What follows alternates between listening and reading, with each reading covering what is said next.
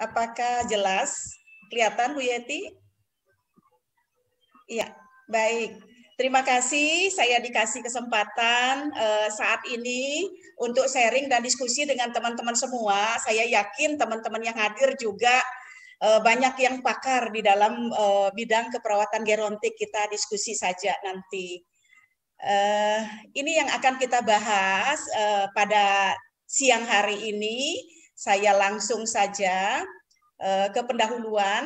Tadi sudah disampaikan oleh Bu Yeti dan juga Pak Arif bahwa kelompok lansia ini salah satu kelompok rentan yang memiliki morbiditas dan mortalitas cukup tinggi, apalagi pada masa pandemi COVID-19 ini, sehingga tentu butuh dukungan keluarga dan masyarakat agar kesehatan dan kualitas hidupnya tetap terjaga secara optimal.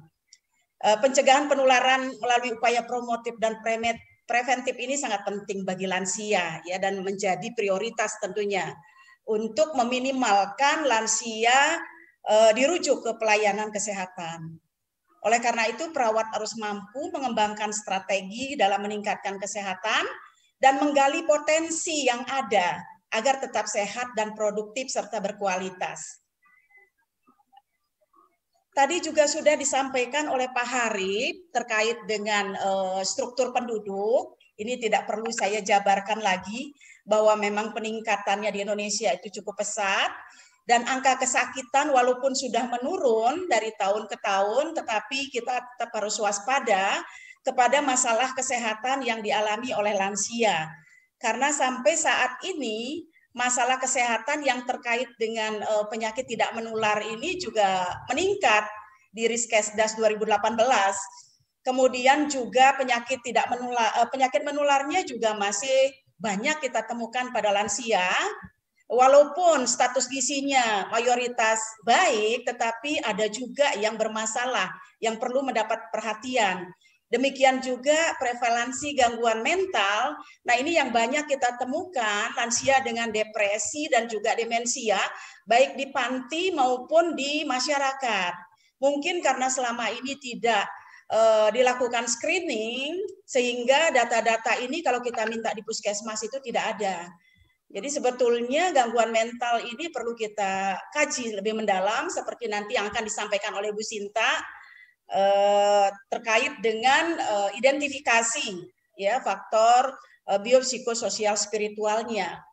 Tingkat kemandiriannya juga walaupun mayoritas mandiri, tetapi masih ada juga lansia yang mengalami ketergantungan total sehingga butuh perawatan jangka panjang. Demikian juga disabilitas yang dialami oleh lansia akibat berbagai penyakit. Nah, dukungan regulasi pelayanan kesehatan ini sudah sangat banyak. Salah satunya adalah Permenkes 79/2014, penyelenggaraan pelayanan geriatri di rumah sakit. Ini menuntut dibukanya layanan geriatri terpadu di rumah sakit, dan sudah pasti perawatnya juga harus kompeten dalam memberikan layanan. Sehingga untuk saat ini IPGERI kalau nanti diidentifikasi, mungkin Bu Sinta bisa menyampaikan nanti bahwa pelatihan dari berbagai rumah sakit untuk menyiapkan perawat dalam memberikan perawatan pada lansia di rumah sakit.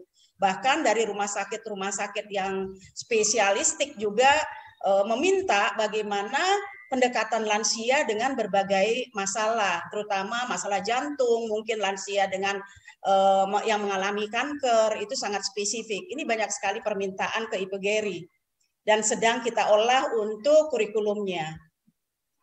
Pemerintah juga mempunyai tahapan rencana jangka panjang untuk lansia ini. Saat ini target pencapaiannya ini sudah melampaui target capaiannya.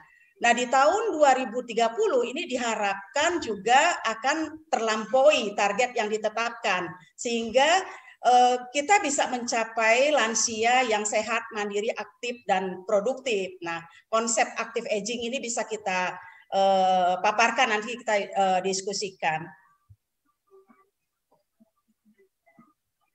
Faktor yang menyebabkan lansia tetap bisa berguna di masa tuanya ini karena kemampuan penyesuaian diri.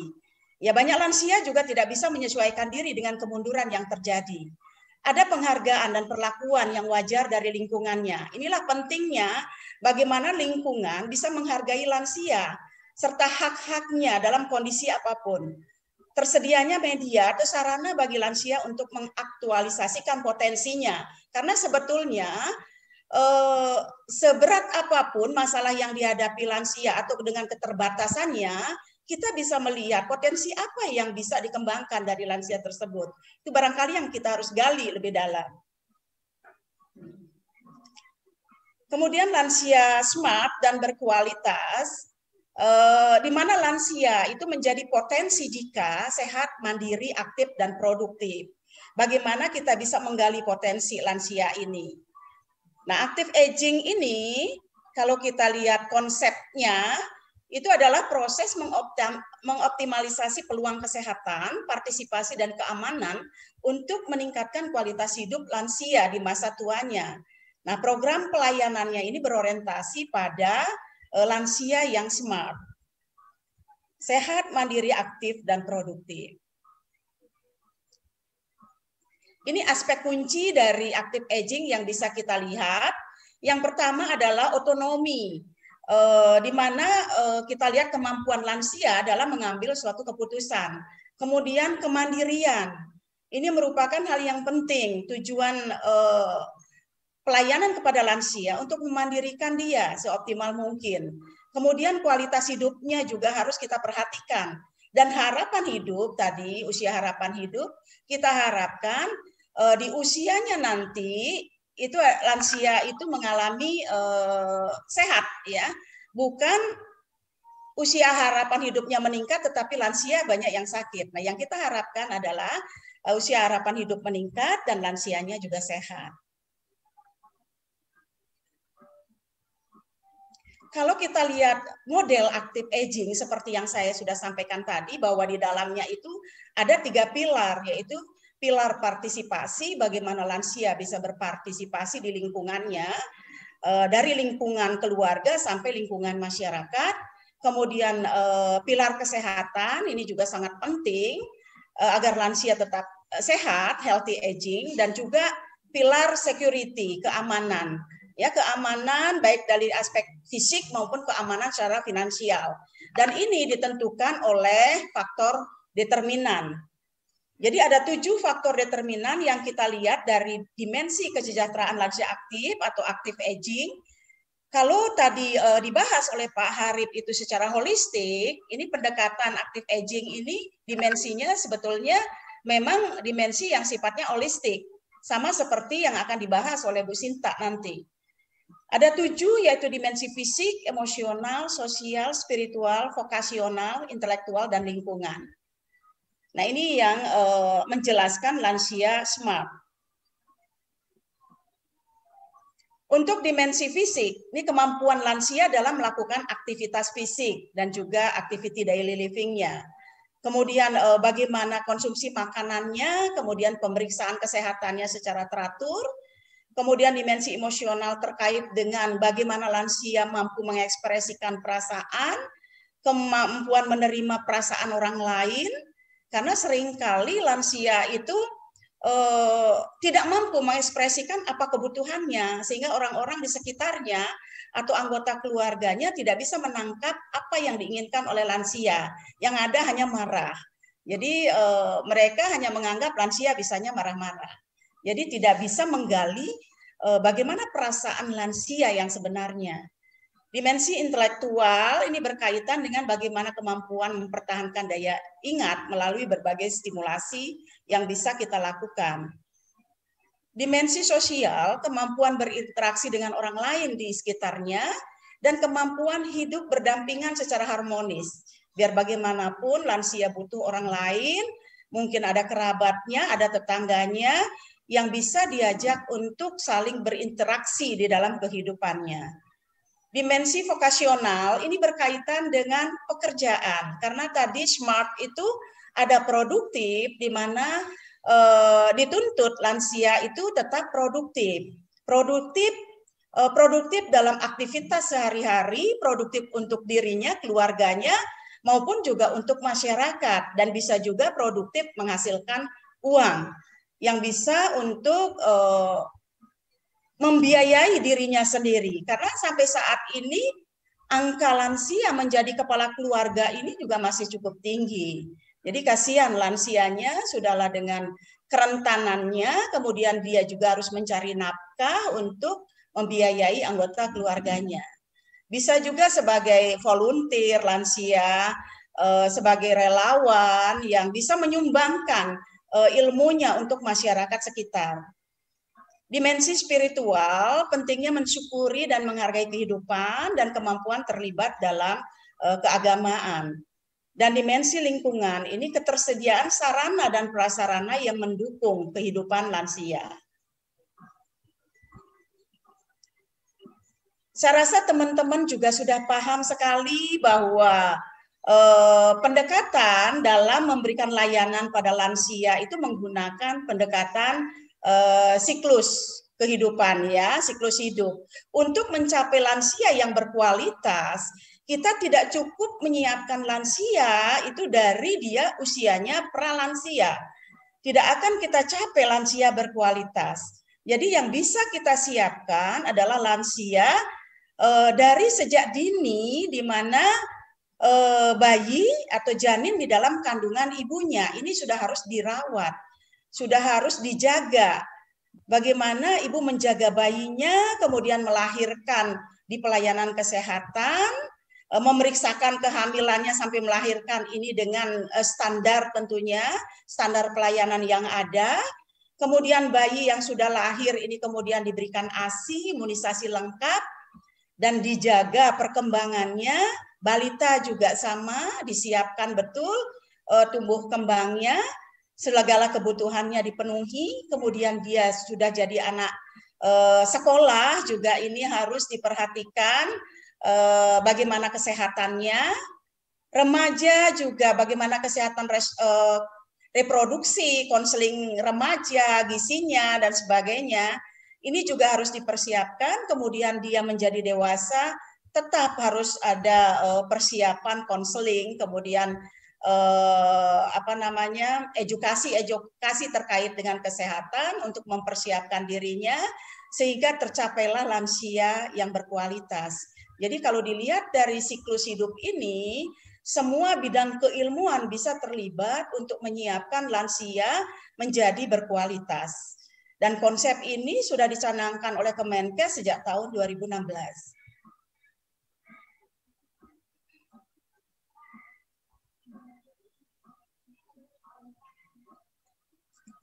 WHO juga mengungkapkan bagaimana pentingnya otonomi dan pemenuhan hak asasi bagi lansia sampai akhir hayatnya, sehingga lansia tetap berkualitas dan bermartabat, ya, sampai akhir hayat tetap berpartisipasi sesuai kemampuan. Tadi Pak Arief sudah menyampaikan bagaimana lansia sebagai agen perubahan. Walaupun lansia dengan keterbatasan, bahkan yang mengalami tirah baring atau bedridden, jangka panjang pun masih bisa tetap aktif dan bisa berguna bagi orang lain. Ya, bahkan ada yang sudah cuci darah 2 kali seminggu, kemudian dia drop terus HB-nya, itu masih bisa sebagai konsultan dan bisa diberdayakan.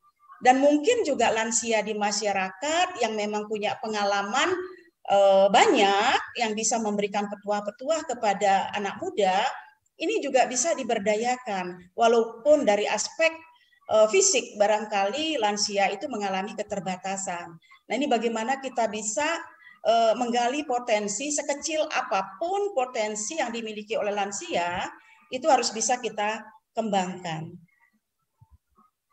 Kemudian bagaimana kita bisa membangun lansia smart dan berkualitas, apalagi saat ini di masa pandemi, ya. Kita tetap harus menyiapkan lansia agar tidak jatuh dalam kondisi sakit. Nah, kebijakan yang ada, bagaimana menjaga otonomi dan kemandirian lansia. Bagaimana mengenali kebutuhan khusus lansia. Karena kita tahu lansia itu unik, ya, jadi pendekatannya juga spesifik pada lansia, bagaimana kita bisa mengenali kebutuhan-kebutuhan khusus lansia. Kemudian juga mendukung caregiver, karena untuk lansia-lansia yang ketergantungan, itu kita membutuhkan caregiver yang bisa merawat lansia dengan baik. Mempromosikan healthy aging, ini juga harus dipromosikan terus di masyarakat. Selama ini kalau mahasiswa turun ke masyarakat atau praktek di masyarakat sebelum masa pandemi, mereka hanya memberikan edukasi terkait dengan masalah-masalah kesehatan yang ada pada lansia. Belum mencapai bagaimana mempromosikan healthy aging ini ke masyarakat. Bagaimana bisa meningkatkan kesehatan atau mempertahankan kesehatan agar lansia tetap sehat. Ini yang perlu kita promosikan kepada masyarakat agar persepsi masyarakat itu benar tentang lansia. Memberikan perawatan berkelanjutan, ini juga khususnya pada lansia-lansia yang memang membutuhkan layanan jangka panjang, layanan di rumah, yang memang sangat diperlukan baik untuk lansia maupun untuk caregiver-nya. Menjaga hak lansia atas kualitas hidup dan kemandirian. Ini kebijakan yang ada, yang kita bisa tuangkan di dalam menyiapkan lansia, bagaimana kita bisa membangun lansia smart dan juga berkualitas. Yang kita bisa lakukan berdasarkan komponen atau indikator dari lansia smart, kegiatan fisik ini banyak sekali yang bisa lakukan dalam masa pandemi. Tentu yang utama adalah menjaga protokol kesehatan untuk lansia ini. Seminimal mungkin lansia jangan sampai masuk ke pelayanan kesehatan, kecuali kalau memang sangat dibutuhkan. Lansia bisa melakukan aktivitas fisik, banyak yang bisa dilakukan di rumah, olahraga ringan melalui video misalnya, itu bisa dibantu oleh anggota keluarganya, bisa berkebun sambil berjemur, membuat kreativitas apa saja yang bisa dilakukan. Misalnya lansia bisa menjahit atau menyulam dan sebagainya, itu bisa kita kembangkan agar tidak merasa jenuh. Kemudian juga bisa dengan membaca buku, mengisi teka-teki silang, ini juga aktivitas fisik yang bisa dilakukan. Intake nutrisi ini sudah pasti ya, tidak hanya lansia, kita juga harus seimbang intake nutrisinya dan minum juga cukup agar bisa terjaga kesehatan kita. Istirahat kita juga harus cukup, demikian juga lansia. Dan pemantauan kesehatan mandiri di rumah. Ya, ini yang tadi saya sampaikan, menjaga agar lansia tidak dirujuk ke pelayanan kesehatan. Bagaimana lansia-lansia yang mengalami penyakit kronis atau masalah kesehatan bisa dilakukan pemantauan kesehatan mandiri di rumah oleh anggota keluarganya, ataupun bisa juga konsultasi yang dilakukan secara daring. Apalagi banyak dikembangkan sekarang aplikasi atau konseling yang bisa diakses oleh masyarakat untuk melakukan konsultasi. Kemudian secara emosional, bagaimana kita bisa menggali perasaan-perasaan sehingga lansia bisa mengekspresikan perasaannya secara terbuka. Ini juga kita harus punya trik-trik khusus dalam berkomunikasi dengan lansia. Penyaluran hobi sesuai kemampuan.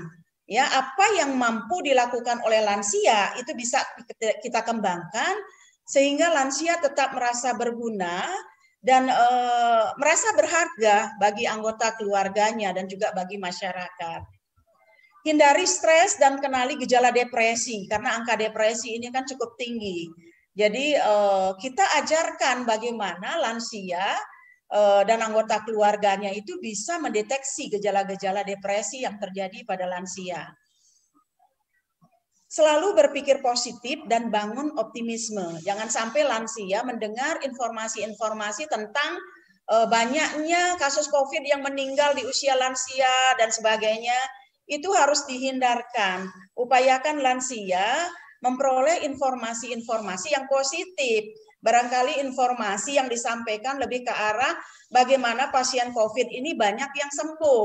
Juga untuk kasus-kasus lansia, sehingga lansia pikirannya positif. Dan dia juga optimis kalau dia mengalami sakit atau apa, dia pasti bisa cepat sembuh. Komunikasi dalam kondisi pandemi seperti ini bisa melalui HP, WhatsApp, kemudian video call, bisa juga aplikasi Zoom. Kita bisa ajarkan lansianya untuk hal itu. Apalagi misalnya lansia yang tadinya bekerja, kemudian sekarang sudah pensiun, tiba-tiba tidak ada aktivitas di rumah. Tadi juga sudah dibahas oleh Pak Arif, bagaimana agar dia tidak jenuh. Kita berikan, kita instalkan aplikasi Zoom ini sehingga dia bisa mengikuti kegiatan-kegiatan yang dilakukan melalui Zoom. Ini juga untuk menambah wawasan dan mengurangi kejenuhan. Karena berdasarkan hasil penelitian, kalau lansianya jenuh di rumah, sering marah-marah, kemudian keluarganya juga mengalami burden atau beban yang cukup tinggi, ini juga akan tidak baik untuk hubungan keluarga dengan lansia. Ini yang harus dijaga secara emosional. Kemudian secara kognitif, bagaimana kita membantu lansia untuk menghabiskan waktu luang. Tadi bisa membaca, menonton TV, menulis, main game, puzzle. Puzzle ini bisa puzzle kata-kata, bisa juga puzzle angka. Ini bisa dilakukan. Atau bagaimana kita ajak lansia untuk mengenang hal-hal di masa lalu yang membuat dia sukses di dalam pengalaman hidupnya. Ini juga akan membangkitkan memori lansia dan juga untuk menstimulasi kognitifnya dengan mengingat peristiwa-peristiwa yang sudah terjadi.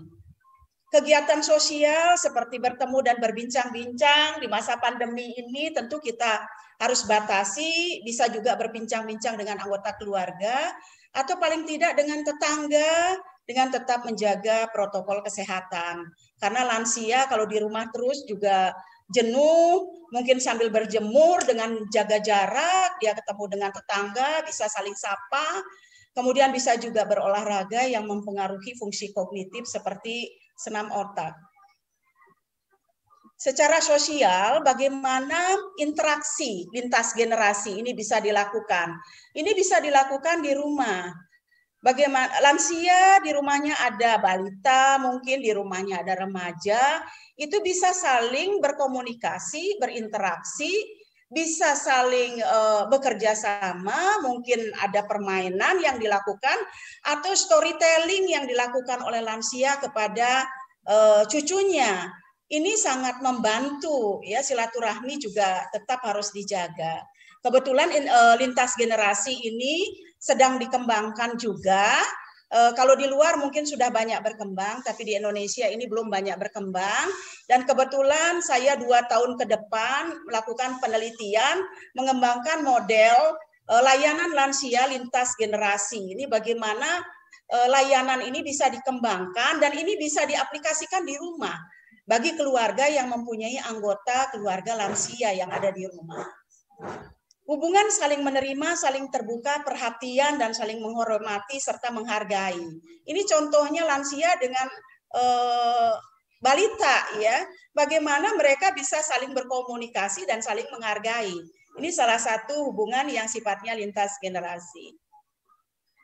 Secara spiritual, yang disebut dengan age concern ini, yang bisa dilakukan selain kegiatan keagamaan dalam fase COVID ini mungkin bisa dilakukan di rumah, lansia juga bisa melakukan kegiatan-kegiatan bagaimana dia bisa merenung, menghayati, dan mensyukuri kehidupan. Ini kembali lagi apa yang sudah dia lakukan dan apa hasilnya, bagaimana ke depannya. Jadi lansia bisa menghayati dan mensyukuri kehidupan yang ada, kemudian yang ke depan nantinya. Jadi tidak harus dia melakukan kegiatan keagamaan yang harus keluar rumah seperti itu, bisa juga dia lakukan di dalam lingkungan keluarganya. Nah, untuk lingkungan ini sangat penting juga dalam masa pandemi, bagaimana menjaga lingkungan tempat tinggal agar sirkulasi udara baik dan terpapar dengan sinar matahari. Lingkungan yang lain, kalaupun lansia memang harus pergi ke rumah sakit, paling tidak rumah sakitnya atau puskesmasnya ini pelayanannya adalah pelayanan santun lansia, sehingga lansia tidak harus ngantre untuk mendapatkan pelayanan, dia mendapatkan pelayanan tersendiri dengan tetap menjaga jarak. Demikian juga layanan rumah sakit, mungkin nanti ini Bu Sinta yang akan banyak membahas bagaimana pelayanan lansia di rumah sakit, terutama terkait dengan layanan terpadu yang ada di rumah sakit. Lingkungannya juga, lingkungan kalau di jalan atau di masyarakat, bagaimana polisi ramah lansia, bantuan transportasi bagi lansia jika harus dia keluar rumah dalam masa pandemi seperti ini. Nah, kita mengenal dengan age friendly communities, yaitu lingkungan dan kawasan ramah lansia. Ini yang harus kita perhatikan untuk mendukung sarana prasarana dalam pelayanan kesehatan lansia agar berkualitas. Bagaimana transportasinya, perumahannya, kemudian partisipasi sosialnya, bagaimana lansia dihargai di masyarakat, bagaimana keterlibatannya, kemudian bagaimana jika lansia masih bekerja, bagaimana lingkungan pekerjaannya, kemudian komunikasi dan informasi apa saja yang diperlukan oleh lansia, pelayanan kesehatan yang mendukung lansia, serta bagaimana lingkungan luar yang merupakan sarana prasarana yang bisa sebagai lingkungan tempat mereka rekreasi seperti itu. Di Jakarta barangkali sudah banyak dibangun lingkungan dekat dengan masyarakat di mana lansia bisa rekreasi di sana sambil olahraga, sambil saling menyapa jika kondisi tidak pandemi, ya itu bisa dimanfaatkan nanti sebagai lingkungan dan kawasan ramah lansia. Mungkin pada saat tidak pandemi nanti lansia bisa berkumpul seperti ini, kita menunggu saat-saat seperti itu, apalagi tadi sudah disampaikan oleh Pak Harip, lansia sudah mulai divaksinasi, kita juga masyarakat segera akan divaksinasi, semoga kondisi segera aman sehingga lansia juga tidak jenuh di rumah dan mereka kembali bisa dapat beraktivitas dan juga berkumpul dengan lingkungan yang lainnya. Karena dengan saling menyapa, sharing di antara kelompok, ini akan meningkatkan motivasi dan meningkatkan meningkatkan rasa dihargai dan rasa masih berguna dengan anggota kelompoknya. Apalagi kalau misalnya kelompoknya itu nanti ada kelompok di mana anggotanya dari berbagai usia. Itu akan sangat menarik kelompok yang dilakukan untuk saling sharing dengan lansia. Kesimpulannya, waktunya sudah habis ya Bu ya. Berbagai regulasi ini telah ditetapkan dalam mendukung pelayanan kesehatan pada lansia. Sebetulnya sudah banyak sekali regulasi, tetapi bagaimana aturan-aturan itu bisa berjalan sinergi, karena kadang-kadang aturan A jalannya sendiri, B jalannya sendiri, sehingga nggak ketemu. Nah, sekarang berbagai regulasi ini bagaimana bisa secara bersama mendukung pelayanan yang diberikan kepada lansia. Dan sistem pelayanan ini sudah secara proaktif mengembangkan strategi untuk memaksimalkan layanan agar berkualitas. Tentu untuk dapat memberikan layanan berkualitas, perawat ini harus kompeten dan mungkin ke depannya jika sebentar lagi akan dibuka spesialis keperawatan gerontik di FIKUI, ini mungkin lulusan-lulusannya nanti bisa berkontribusi dalam memberikan pelayanan di masyarakat sehingga berkualitas, tercapai lansia yang smart dan berkualitas. Nah, dalam kondisi pandemi ini juga membawa perubahan yang positif. Kalau kita berpikir positif, ya, terutama untuk perawat, bagaimana perawat bisa memanfaatkan teknologi dalam memberikan pelayanan kepada lansia. Ya, jika di puskesmas mungkin sudah menggunakan teknologi yang bisa diakses oleh lansia, lansia bisa tentunya konsultasi melalui daring. Ini sangat bermanfaat bagi lansia tentunya. Saya rasa itu yang bisa disampaikan. Bu Yeti, terima kasih banyak. Mudah-mudahan bermanfaat bagi teman-teman sejawat semuanya. Saya akhiri. Amin. Wassalamualaikum warahmatullahi wabarakatuh.